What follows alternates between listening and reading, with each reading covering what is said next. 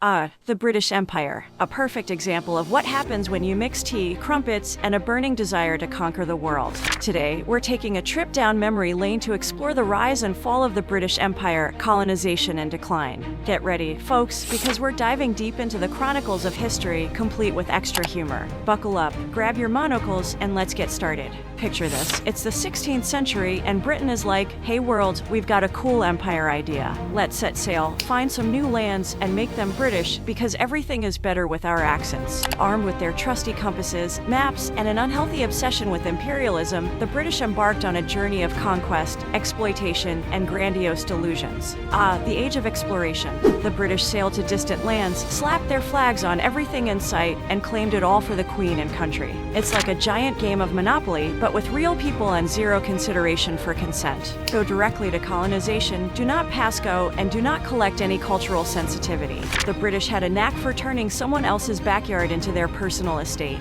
India, a jewel in the British Empire's crown. They marched in, introduced cricket, and said, all right, old chap, we'll take your spices, your tea, and maybe a little bit of your dignity too. It was like an awkward cultural exchange, but instead of food or music, the British brought colonialism and superiority complexes. They managed to rule over the subcontinent with an iron fist while sipping their afternoon tea and pretending to care about the locals. Oh, the audacity. And just like that, the British Empire grew larger and larger. It was an empire so vast that the sun never set on it. I mean, who needs sunlight when you have colonies, right? It's not like the British Empire was allergic to vitamin D or anything. They were probably too busy deciding which country to invade next, like kids in a candy store with an insatiable appetite for territorial conquest. They even had a saying, if there's land, we'll claim it, if there isn't, we'll make it up. But as they say, what goes up must come down. The British Empire reached its peak, and then reality slapped them right in the face. Suddenly, those pesky colonies started demanding things like independence, self-governance, and basic human rights. How dare they?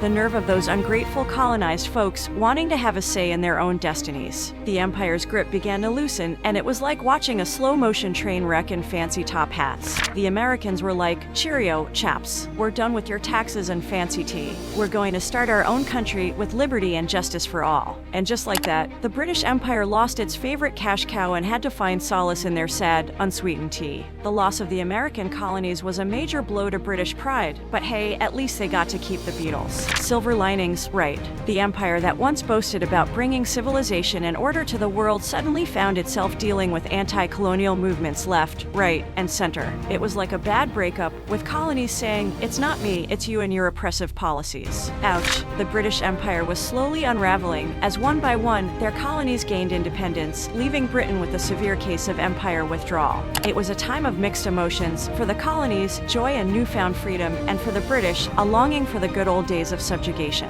And so, the British Empire crumbled like a stale scone. The sun finally set on their imperial ambitions, and they were left to ponder the days when they could wave their flag with pride, instead of waving it at a passing double-decker bus. Oh, how the mighty have fallen. The once mighty empire was reduced to organizing tea parties and reminiscing about the good old days when they ruled the waves. But let's not forget the lasting impact of the British Empire. It left its mark on language, culture, and even the game of cricket. And of course, we can't ignore the exquisite tradition of queuing. So, the next time you find yourself in an orderly line, thank the British Empire for teaching the world how to patiently wait for their turn. But as we wrap up this epic tale, let's remember that history is a mixed bag of triumphs and failures. The British Empire was a force to be reckoned with, leaving behind a legacy of both progress and oppression.